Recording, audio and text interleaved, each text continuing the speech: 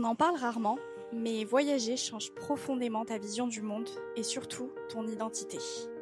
On hérite tous d'étiquettes, de croyances, de blessures qui ne nous appartiennent pas et qui nous ont été léguées de génération en génération sans même s'en rendre compte. On hérite d'un ADN, mais aussi et surtout de peur et d'insécurité.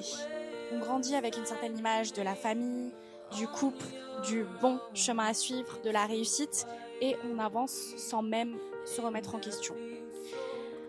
En fait, on a l'impression que c'est l'unique option possible, comme si qu'on avait des lunettes pour regarder le monde et qu'on ne pouvait pas vraiment les changer. Parce que nos croyances, notre culture, notre éducation nous façonnent et nous construisent. On ne se pose pas vraiment la question, est-ce que j'ai vraiment choisi cette vie parce qu'elle me ressemble ? Ou est-ce qu'il existe d'autres façons de vivre sa vie et de s'épanouir ? Quand tu voyages, un champ des possibles s'ouvre à toi.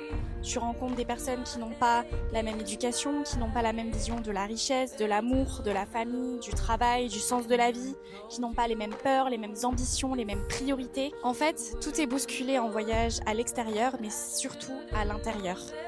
Au début, tu perds tous tes repères, tu perds ton cadre, tu perds tout ce que tu connais, tu t'accroches aux petites choses qui vont petit à petit devenir familières, comme des personnes que tu rencontres sur ton chemin, ce café dans lequel tu adores aller, et petit à petit tu vas te créer une routine, un nouveau cadre rassurant, de nouveaux repères, un nouveau rythme.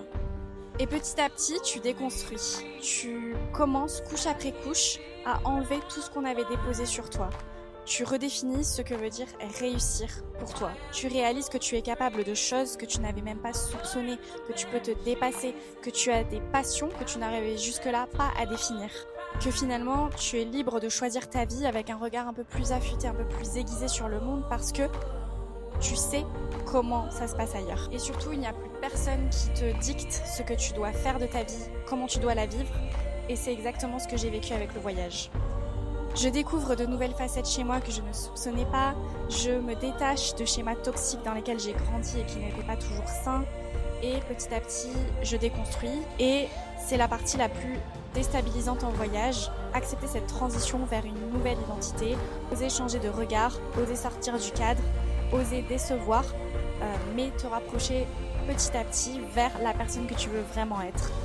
Petit à petit, tu réalises que tu n'es pas obligé de rester figé, collé à cette ancienne version de toi-même qui ne te correspond peut-être plus, que tu peux changer d'avis, changer de regard, que tu peux évoluer, que tu peux changer le sens que tu veux donner à ta vie et tes priorités. Aujourd'hui, il y a deux questions principales qui me guident.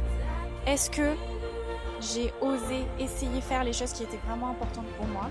Et est-ce que j'ai pris soin de moi dans ma vie ? Et soin des personnes qui sont importantes pour moi dans ma vie.